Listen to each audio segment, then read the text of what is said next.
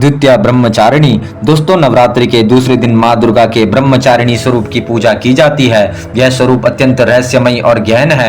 मां ब्रह्मचारिणी के दाएं हाथ में रुद्राक्ष की माला और बाएं हाथ में कमंडल होता है। उनका वेश साध्वी यानी योगिनी जैसा है, जो साधना, तपस्या और संयम का प्रतीक है। ब्रह्मचारिणी में ब्रह्म का अर्थ तपस्या, वेदांत और परम सत्य है, और चारिणी का अर्थ है आचरण करने वाली, अर्थात जो ब्रह्म का आचरण करती है वह ब्रह्मचारिणी है। कथा है कि मां पार्वती ने भगवान शिव को पति रूप में प्राप्त करने के लिए कठोर तपस्या की थी। हजारों वर्ष तक उन्होंने केवल फल, पत्ते और फिर जल का भी त्याग कर दिया। अंततः उनकी इस तपस्या से प्रसन्न होकर महादेव प्रकट हुए थे। इस तपस्विनी रूप को ही ब्रह्मचारिणी देवी कहा जाता है।